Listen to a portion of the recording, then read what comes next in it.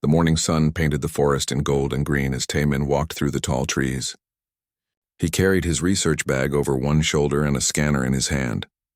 The device beeped softly every few seconds, recording data about the plants and animals around him.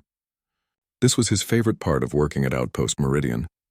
Out here, away from the metal walls and busy corridors, he could just be a scientist doing what he loved. Taemin had been studying the local wildlife for 6 months now. Most people at the outpost thought he was crazy. They stayed inside the safe walls, afraid of what lived in these forests. Everyone knew about the Threxians, giant reptilian creatures that stood 12 feet tall with claws like knives and scales that glowed in the dark. They were the top predators in this part of space.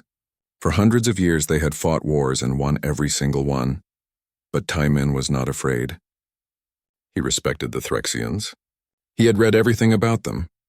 He knew they were intelligent and had their own culture. They were not mindless monsters. They were just different. Very different. A strange sound made him stop walking. It was not the usual forest noise. It sounded like crying, high-pitched and full of pain. Taemin turned his head, trying to find where the sound came from. There. To his left, past a thick group of bushes, he moved slowly, pushing branches aside carefully. What he saw made his heart jump. 2 small Threxians were trapped in an old mining device. The machine had metal jaws that had closed around their legs. Blood stained their blue and green scales. The cubs were young, maybe the size of large dogs, but they already had sharp teeth and claws. Their bioluminescent patterns flashed bright red. That meant fear and pain in Threxian body language. Taemin knew he should call for help. He should contact the outpost and let the security team handle this. That was the protocol. But the cubs were suffering now. Every second counted. He also knew that armed humans might scare the cubs more. They might attack out of fear. He took a deep breath and made his choice. Slowly, very slowly, he walked toward the cubs. They saw him and tried to pull away, but the trap held them tight. Their patterns turned even brighter red. One of them opened its mouth, showing rows of sharp teeth. A warning. Taemin stopped moving. He got down on his knees to make himself smaller and less threatening. Then he started speaking in Threxian. His pronunciation was terrible. He only knew a few words and phrases from his research. But he tried. He said the words for friend and help and safe. Over and over in a soft, calm voice, the cubs watched him.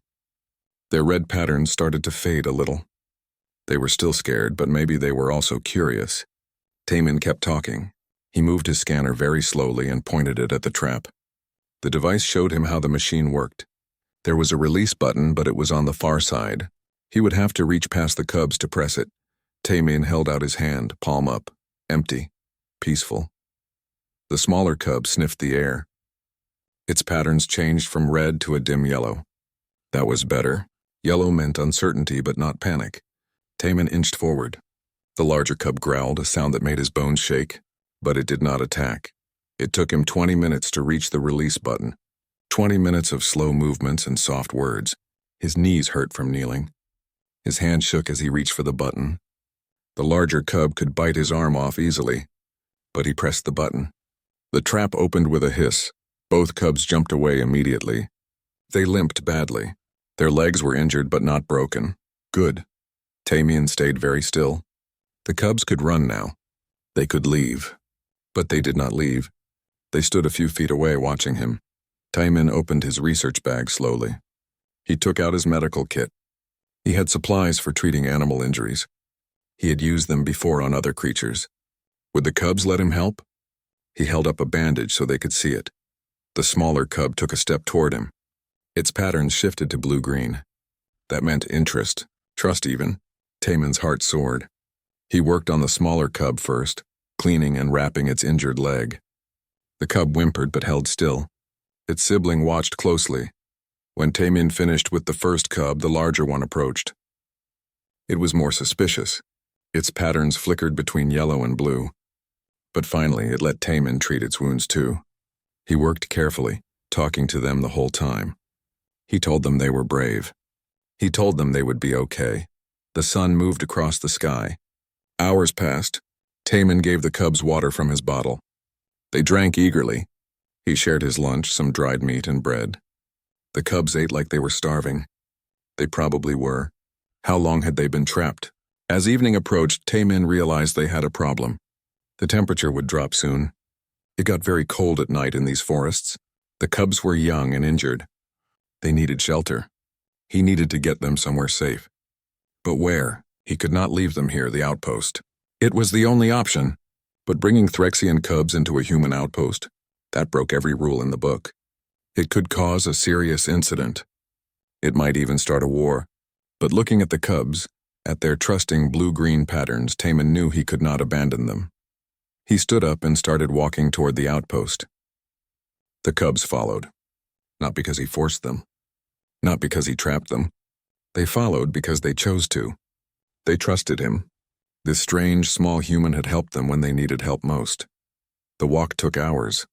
The cubs limped along behind Taman. Sometimes they fell behind and he had to stop and wait. He used that time to send a message to the outpost. He kept it simple. He was bringing injured animals for treatment. He did not mention what kind of animals. That would cause panic. The sky turned purple, then dark blue. Stars appeared. The outpost lights glowed in the distance. They were close now. Taman felt nervous. What would happen when they reached the gates? Would the guards understand? Would they try to kill the cubs? He pushed those thoughts away. He would handle each problem as it came. The outpost walls rose before them, tall and metal. Security lights swept across the ground. Taman walked straight toward the main gate. The cubs stayed close to him, almost touching his legs. Their patterns had shifted to a protective blue. They sensed his nervousness and responded to it. At the gate stood Jae-wook Kim. He was the head of security, a tough man with a prosthetic arm. He had lost his real arm fighting Threxians during the border wars. If anyone would hate these cubs, it would be him. Taman's stomach twisted with fear. Jae-wook saw them approaching. His hand moved to his weapon, but then he stopped. He stared at the scene before him. A human walking calmly with two Threxian cubs trailing behind like loyal pets. The cubs were not attacking. They were not threatening. They were following. Something changed in Jae-wook's face. His eyes went wide, then soft. He had been a soldier for 20 years. He had fought in countless battles. He understood something in that moment that Taman did not fully grasp yet. He understood what this meant. Jae-wook stood straight. Very straight. He brought his hand to his forehead in a perfect military salute. But he was not saluting Taman. His eyes were on the cubs. He held the salute for 5 full seconds. A gesture of respect, of recognition, of honor. The cubs' patterns shifted to a brilliant bright blue, the color of wonder, of acceptance. They understood the gesture. Even if they did not understand human customs, they knew they had been honored. Jae-wook lowered his salute and opened the gate. He spoke into his radio, his voice calm and professional. He told the other guards to stand down. No weapons, no threats. They had guests. Important guests. Taman walked through the gate with the cubs at his heels. He looked at Jae-wook, questions in his eyes. The security chief just nodded once. A simple nod that said everything. You did the right thing. We will handle this. You are not alone. As they entered the outpost, people stared. Some gasped. Some reached for weapons. But Jae-wook's voice cut through the panic. Stand down, he ordered. Show respect. These cubs were under human protection now. Taman led the cubs to the medical bay. The medic, Bo-ra Song, nearly fainted when she saw what he had brought. But she was a professional. She examined the cubs carefully. She treated their wounds properly. She gave them medicine for pain and infection. The cubs let her work. They trusted any human who was gentle. That night, Taman slept on the floor of the medical bay. The cubs curled up next to him, their warm bodies pressed against his. Their patterns glowed a soft, peaceful green, the color of safety, of family. Outside, guards stood watch, not to keep the cubs in, but to keep them safe from any threat. And in his office, Commander Hana Choi sat at her desk, trying to figure out how to report this to her superiors. How do you write a report that says, "Today, one of our scientists brought 2 Threxian cubs into our outpost, and our head of security saluted them. How do you explain that this might be the most important thing that has ever happened here?" She did not know yet. None of them knew. But they would learn. This was just the beginning. The meeting room was full of angry voices. Commander Hana Choi sat at the head of the table, her face calm but her eyes tired. She had not slept much. None of them had. The cubs had been at the outpost for 12 hours now, and everyone had an opinion about what to do. Young Suhan, the political liaison, slammed his hand on the table. His job was to keep relations smooth with other species. Right now, he was failing. "We need to return them immediately," he said. "Every hour they stay here is a risk." The Threxians could see this as kidnapping. They could attack us, but Bora Song, the medic, shook her head. She had spent the night caring for the cubs. "Their wounds are not healed," she explained. "Moving them now could cause infection. They need at least a week of treatment, maybe more." Jaewook spoke quietly from his corner of the room. He had not said much during the argument. "The cubs trust us," he said. "That is rare. That is valuable. We should not waste it by acting out of fear." Commander Choi listened to everyone. Then she made her decision. The cubs would stay for 1 week. During that time, they would try to contact the Threxian packs. They would be honest about what happened. They would offer to return the cubs when they were healthy. It was a gamble, but it was the right thing to do. Taemin spent every moment with the cubs. He set up a temporary habitat in an empty storage room. He brought soft bedding and warm lights. He played recordings of forest sounds so they would not feel trapped. The cubs seemed comfortable, but they stayed close to him always. When he left the room, even for a few minutes, they made worried sounds. He started calling them Rix and Kes. The names were easier for humans to say than their real Threxian names. Rix was the larger cub, the protective one. Kes was smaller and more curious. Both were smart. Very smart. On the second day, Taemin brought them toys. Simple things, balls, blocks, puzzles. He wanted to see how they would react. Rix ignored the toys at first, but Kes picked up a puzzle cube immediately. She turned it over in her claws, studying it. Then she started solving it. Within minutes, she had figured out the pattern. The puzzle was meant for adult humans. Kes was maybe 8 years old in Threxian age. Taemin recorded everything. He documented their behaviors, their communication patterns, their intelligence. He was learning so much. Threxians had always been seen as warriors and predators. Nobody knew they were also thinkers and problem solvers. The cubs communicated through their bioluminescent patterns. Taemin spent hours studying the colors and shapes. Red meant danger or pain. Blue meant calm or trust. Green meant happiness. Yellow was uncertainty. But there were hundreds of subtle variations. Patterns could flash or pulse or swirl. Each variation had meaning. It was a complex language, maybe more complex than human speech. On the third day, something wonderful happened. Kes approached Taemin with a datapad. She had found it somewhere in the storage room. She tapped the screen with one claw, making marks. Taemin watched. She was drawing. The picture was rough but clear. It showed 3 large Threxians and 2 small ones. A family. Taemin felt his throat tighten. She was showing him her family. She missed them. Of course she did.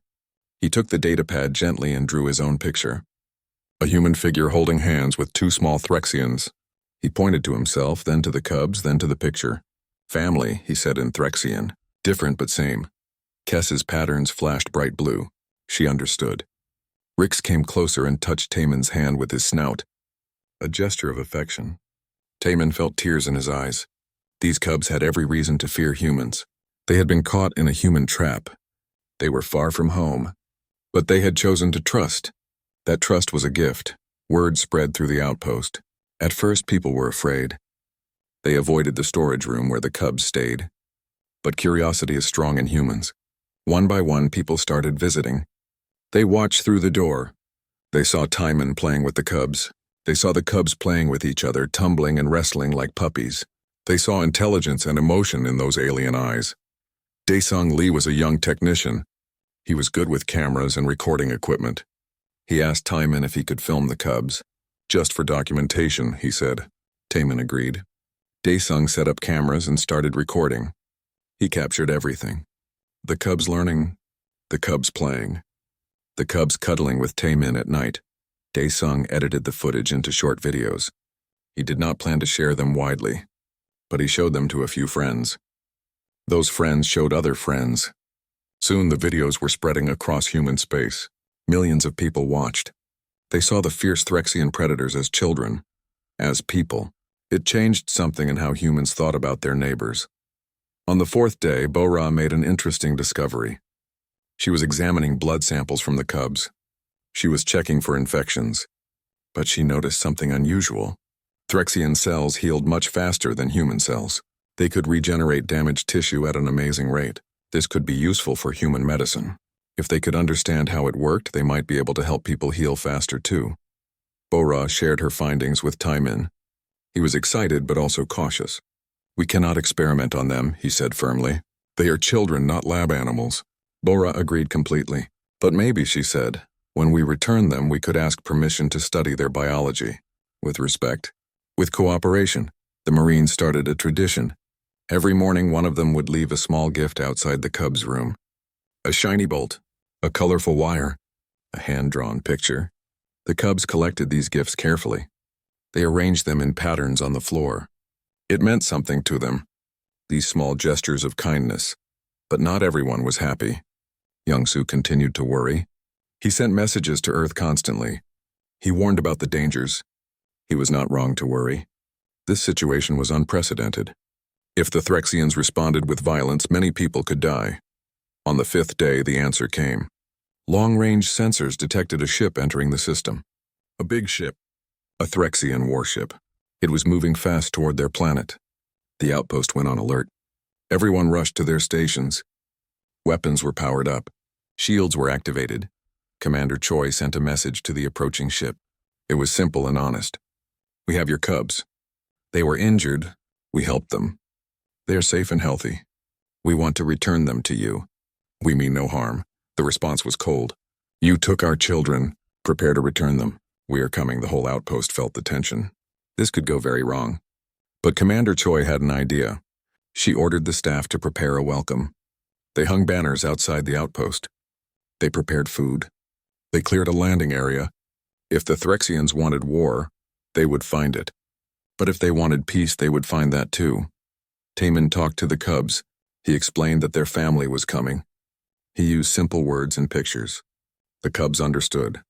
Their patterns turned bright with excitement. They missed their family, but they also seemed sad. They would have to leave Taemin. They had bonded with him. The night before the Threxians arrived, Taemin could not sleep. He lay on the floor with the cubs pressed against him. Their breathing was slow and steady. They felt safe with him. He had done this for them. He had given them safety when they needed it most. Whatever happened tomorrow, that would not change. Jaewook found him there in the early morning. The security chief sat down beside them. He looked at his prosthetic arm. A Threxian had taken his real arm in battle. He had every reason to hate them. But looking at these cubs, he felt no hate. Only wonder, "Do you think they will understand?" Taemin asked quietly. "Will they see that we only wanted to help?" Jaewook thought for a moment. "I think," he said slowly, "that parents understand love in any language. These cubs are loved. That will be clear." As the sun rose, the Threxian ship entered orbit. It was massive.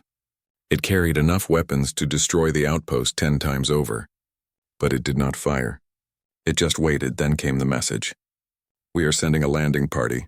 Elder Matriarch Veshkara will come personally. Show respect." Commander Choi gathered her senior staff. This was it. The moment that would decide everything. They would meet the matriarch at the gates. They would show her the cubs. They would tell their story. And then they would hope that understanding could bridge the gap between two very different species.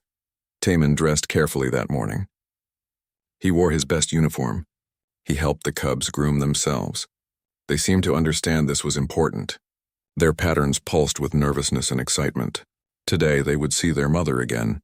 Today everything would change. The landing shuttle touched down outside the outpost gates. The ground shook from its weight. Dust rose in clouds around it. Everyone at the outpost held their breath. This was the moment they had been preparing for. The moment when everything would be decided. The shuttle door opened slowly. Smoke poured out. Then came the warriors. 12 Threxian soldiers in full armor marched out in formation. Each one stood over 12 feet tall. Their scales gleamed in the sunlight. Their claws clicked against the metal ramp. They looked like living weapons. They were living weapons. Behind them came Elder Matriarch Veshkara. She was even larger than her guards. Nearly 14 feet of muscle and scale and ancient power. Scars covered her body. Each scar told a story of battle. Of victory. Her bioluminescent patterns pulsed deep red and gold. Colors of authority and anger. Commander Choi stood at the gate with her senior staff. Jae-wook was beside her, his hand away from his weapon, a gesture of peace. Taemin stood on her other side, the cubs pressed against his legs. The cubs' patterns showed confusion. They recognized their matriarch. But they were also afraid.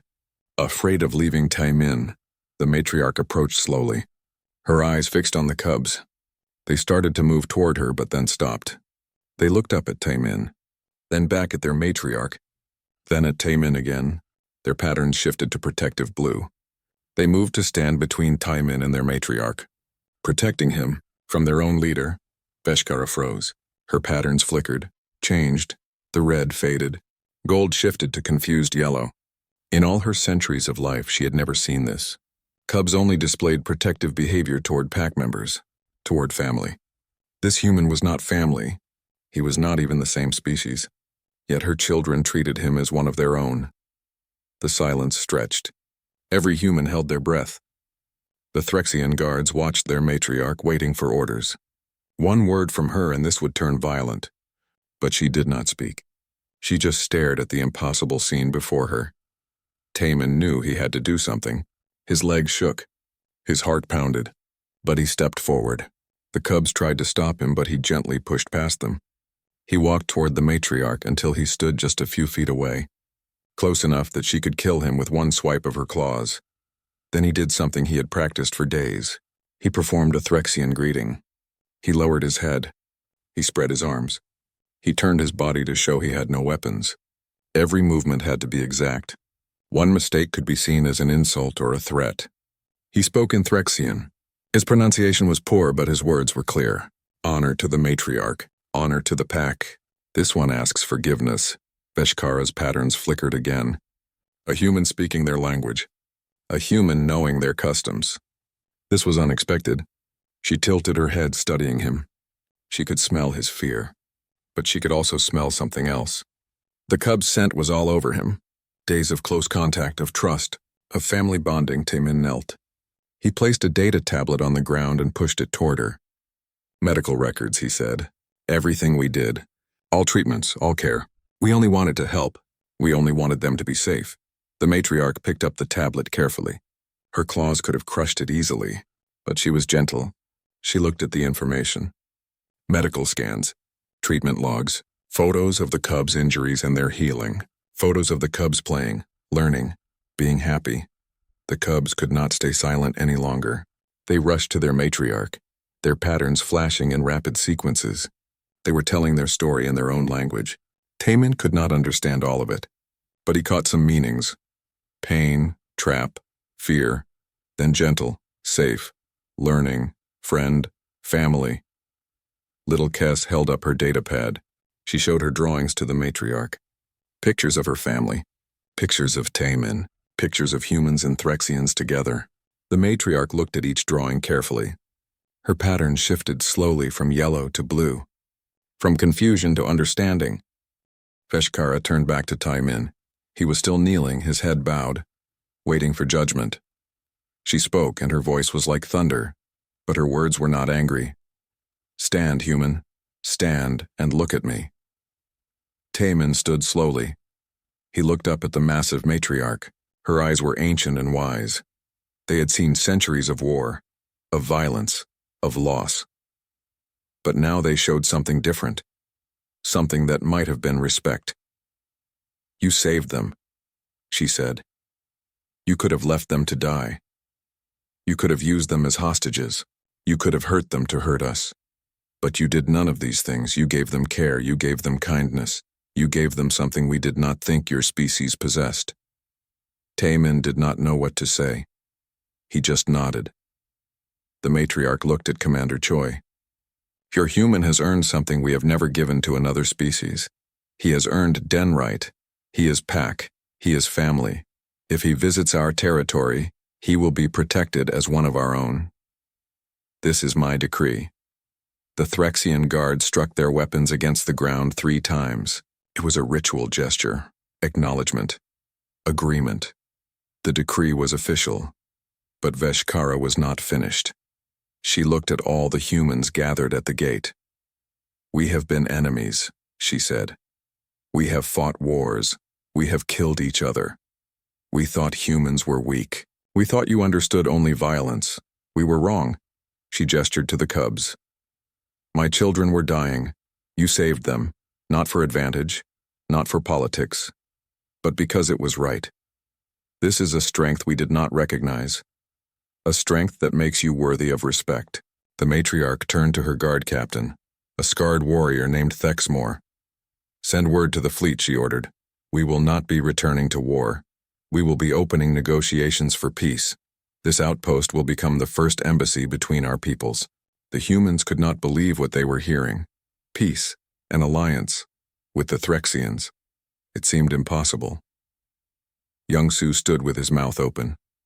All his fears about war and death were transforming into something else. Hope. Commander Choi stepped forward. She performed her own bow. "We accept with honor," she said. "We will work toward peace. We will build understanding between our peoples. We are grateful for this chance."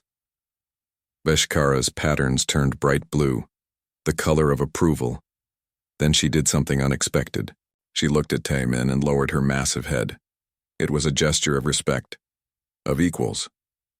Taemin, hardly believing it, reached out and touched her snout gently. The matriarch's patterns glowed warm green. Acceptance. Family. The cubs rushed to Taemin, wrapping themselves around him. Their patterns mixed between happy green and sad purple. They did not want to leave him. Veshkara saw this and made another decision. "The cubs may stay here," she said, "if they wish, for one season, to learn from humans, to teach humans about us. They will be our ambassadors." Rix and Kess flashed bright, joyful blue. They chirped and bounced. Yes, their patterns said. Yes, yes, yes. They wanted to stay. They wanted to learn. They wanted both their worlds, their Threxian family and their human family. That afternoon, the outpost held a feast. It was hastily prepared but generous.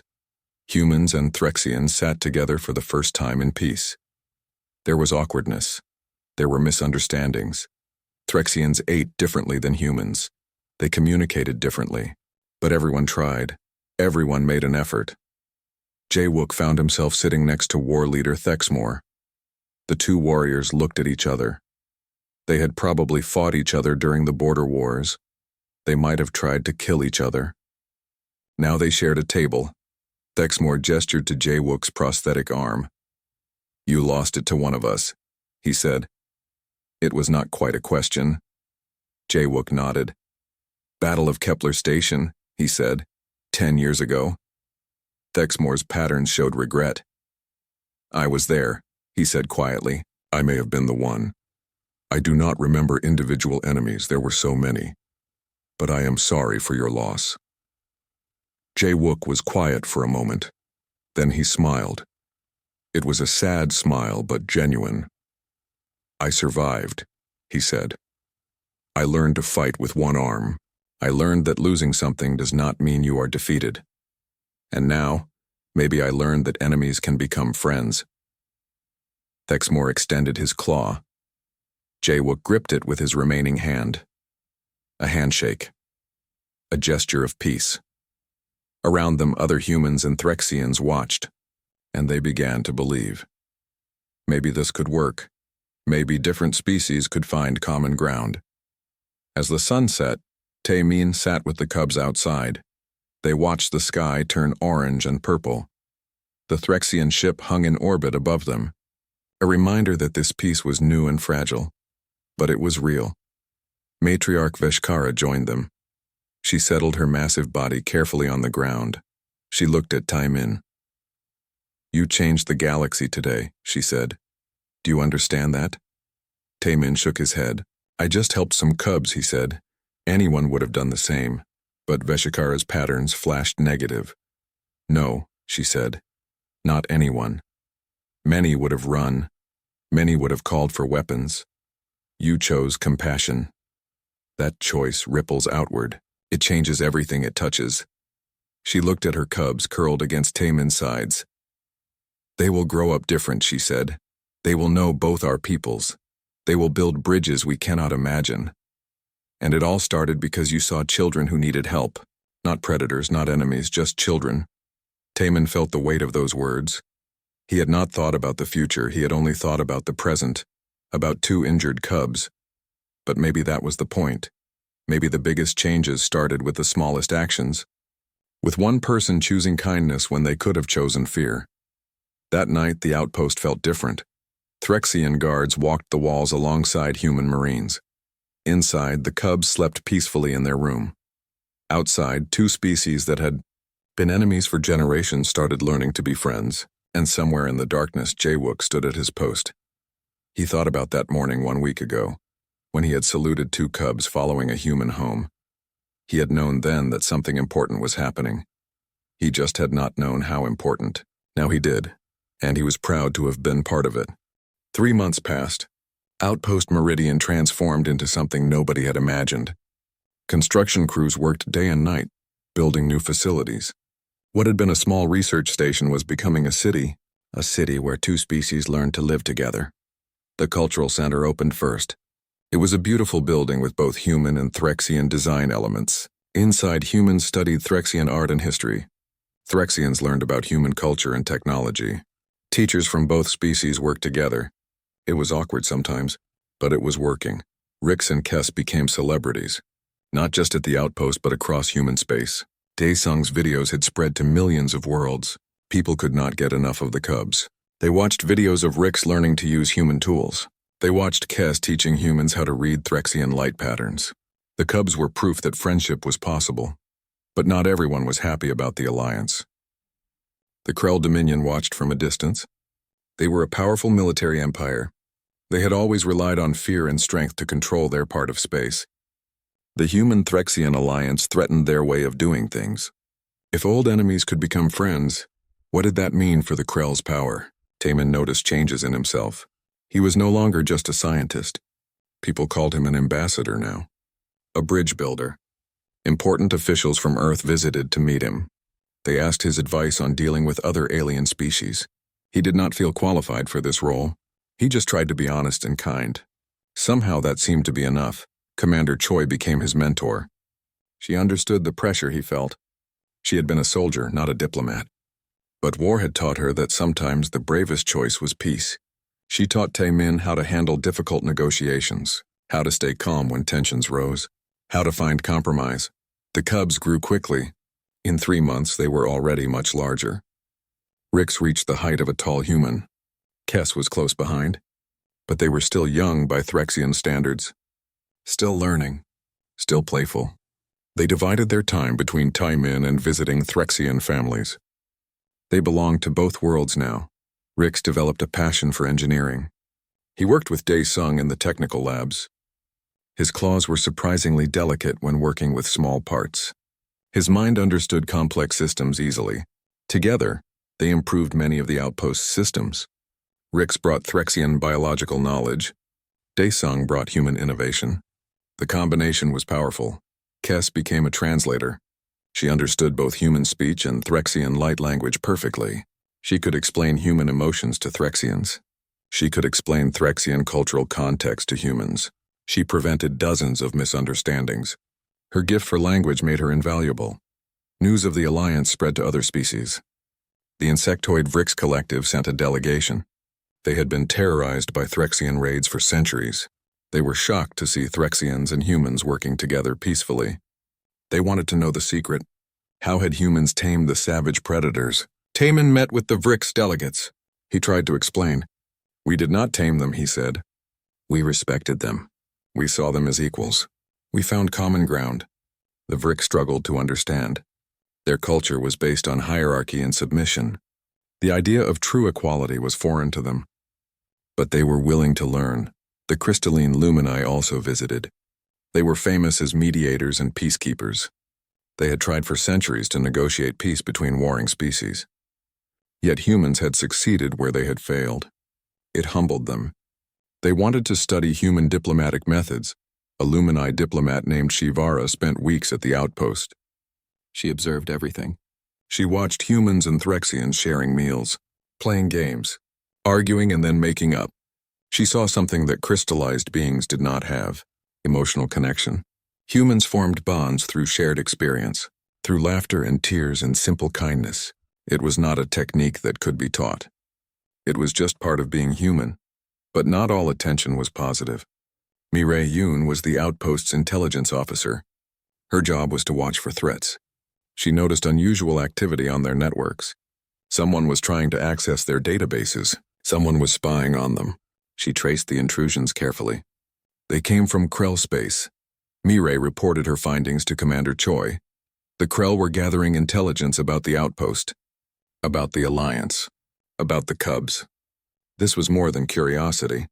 This was preparation for something. Choi shared the information with Matriarch Veshikara, who now visited the outpost regularly. The matriarch was not surprised. The Krell fear change, she said. They fear that our alliance makes them look weak. They will try to break it. Security was increased. Both human and Threxian guards patrolled together now. They had learned to coordinate their different fighting styles. Humans were tactical and precise. Threxians were powerful and fast. Together they were formidable. Then came the discovery that changed everything. Mireille intercepted a coded transmission. It took her 2 days to decrypt it. When she finally broke the code, what she found made her blood run cold. The Krell were planning an attack. Not on the outpost. On a Threxian settlement. They would use stolen human weapons. They would make it look like humans broke the peace treaty. The target was a nursery village.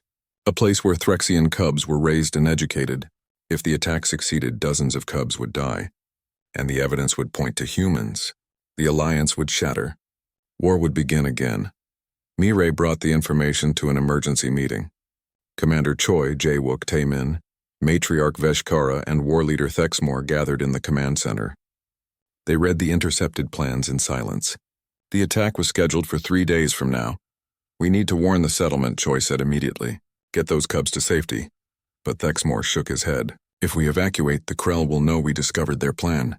They will attack somewhere else. Somewhere we cannot protect. We need to stop them here now, permanently. Veshkara's patterns flashed angry red. They dare to threaten our cubs. They use cowardly tactics. They hide behind lies. This will not stand. Jae-wook studied the intelligence reports. The Krell strike team is small, he said. Maybe 20 soldiers. They are counting on surprise and confusion. If we are ready for them, we can stop them. A plan formed. They would evacuate the cubs quietly. Just a routine training exercise, nothing suspicious. They would position human and Threxian forces around the settlement. When the Krell attacked, they would be ready. They would capture the attackers alive if possible. Living prisoners would be proof of Krell guilt, but there was a risk. If the plan failed, cubs would die. If the Krell succeeded in killing even one cub with human weapons, the alliance might not survive. Everything depended on perfect coordination between two species that had been enemies just months ago. Tae-min spoke quietly. Can we trust each other enough? In battle, when everything is chaos? Jae-wook and Thexmore looked at each other. The two warriors had become friends over the past months. They had trained together, eaten together, shared stories of past battles. Jae-wook spoke first. I trust him with my life. Thexmore's patterns glowed warm blue, and I trust him with mine. We will not fail. We cannot fail. Too much depends on this. The next 3 days were tense. Forces moved into position secretly. The cubs were evacuated in small groups, hidden among supply shipments. Human and Threxian soldiers rehearsed their coordination.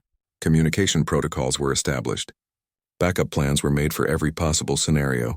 Rix and Kess knew something was wrong. Their pattern showed worry. Tae-min tried to reassure them, but he could not hide his own fear. The cubs pressed close to him. We can help, Rix said in his improving human speech. We can fight, but Tae-min shook his head firmly. You are the future, he said. You are the reason we are doing this. We fight so you do not have to, so you can grow up in peace. Kess hugged him with her long arms. Be safe, she said. Please be safe. We need you. The night before the attack, Tae-min could not sleep. He walked the outpost halls. He found Commander Choi in her office. She was reviewing the plans one more time. Looking for any weakness. Any mistake, will we succeed? Tae-min asked. Choi looked up at him. Her eyes were tired but determined. I do not know, she said honestly. But I know we will do everything possible. We will fight with everything we have. Because this alliance, this peace, is worth fighting for. Tae-min nodded. 3 months ago, he had just been a scientist studying alien wildlife. Now he was part of something much bigger, something that could change the galaxy. And tomorrow would determine if that change survived. He returned to his quarters. The cubs were supposed to be at a safe location, but he found them waiting outside his door. They had sneaked back. Their patterns flashed stubborn green. "We stay with you," Rick said. "Family stays together." Taman wanted to send them away, but looking at their determined faces, he knew they would not go. So he let them in. They curled up together on his floor, like that first night months ago. And somehow their presence made him feel braver. If cubs could be courageous, so could he. Tomorrow would be a test, not just of military skill, but of trust, of the bonds they had formed, of the belief that different species could stand together against common threats. The Krell wanted to destroy their alliance, but they would find that some friendships were stronger than any weapon. Feshkara's patterns flashed angry red. "They dare to threaten our cubs. They use cowardly tactics. They hide behind lies. This will not stand." Jaywuk studied the intelligence reports. "The Krell strike team is small," he said. "Maybe 20 soldiers. They are counting on surprise and confusion. If we are ready for them, we can stop them." A plan formed. They would evacuate the cubs quietly. Just a routine training exercise, nothing suspicious. They would position human and Threxian forces around the settlement. When the Krell attacked, they would be ready. They would capture the attackers alive if possible. Living prisoners would be proof of Krell guilt, but there was a risk. If the plan failed, cubs would die. If the Krell succeeded in killing even one cub with human weapons, the alliance might not survive. Everything depended on perfect coordination between two species that had been enemies just months ago. Taimin spoke quietly. "Can we trust each other enough? In battle, when everything is chaos?" Jaywuk and Thexmore looked at each other. The two warriors had become friends over the past months. They had trained together, eaten together, shared stories of past battles. Jaywuk spoke first. "I trust him with my life." Thexmore's patterns glowed warm blue. "And I trust him with mine. We will not fail. We cannot fail. Too much depends on this." The next 3 days were tense. Forces moved into position secretly. The cubs were evacuated in small groups hidden among supply shipments. Human and Threxian soldiers rehearsed their coordination. Communication protocols were established. Backup plans were made for every possible scenario. Rix and Kess knew something was wrong. Their patterns showed worry. Taman tried to reassure them, but he could not hide his own fear. The cubs pressed close to him.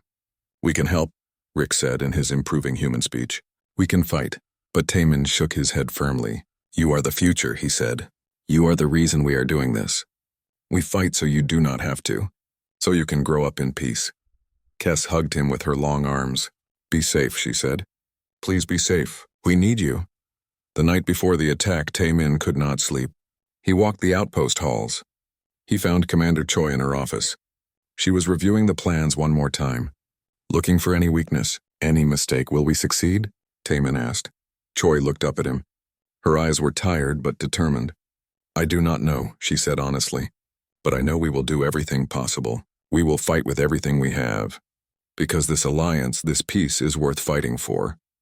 Taemin nodded. 3 months ago, he had just been a scientist studying alien wildlife.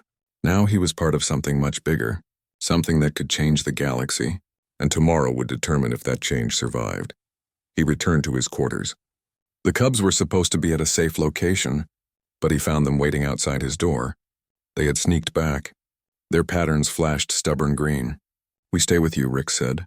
"Family stays together." Taemin wanted to send them away, but looking at their determined faces, he knew they would not go. So he let them in. They curled up together on his floor, like that first night months ago. And somehow their presence made him feel braver. If cubs could be courageous, so could he.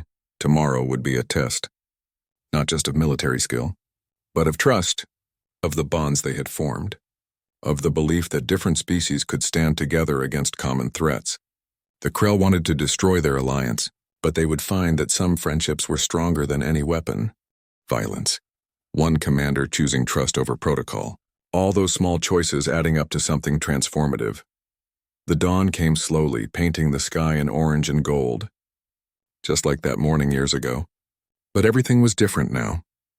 The outpost had become a city. Two species at war had become friends. The galaxy had learned a new way forward.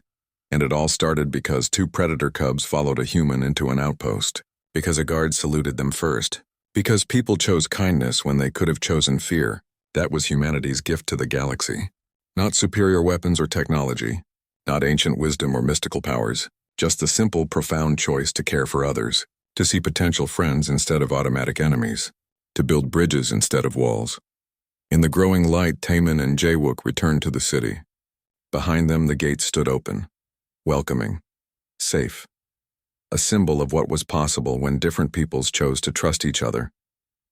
The future was uncertain. It always would be. But it was a future worth building.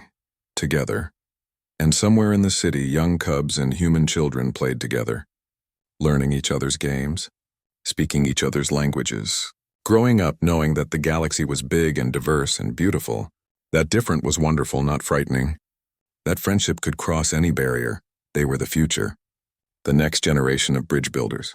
And they would carry the lesson forward. The lesson that began with a simple act of kindness in a forest. That continued with a salute at dawn. That grew into something that changed the stars themselves. Because in the end, that was humanity's place in the galaxy. Not as conquerors. Not as the most advanced or most powerful. But as the species that looked at others and saw family. That reached across the void with open hands instead of closed fists. That believed against all evidence in history that understanding was possible. That peace was worth fighting for. That kindness could change everything, and they were right.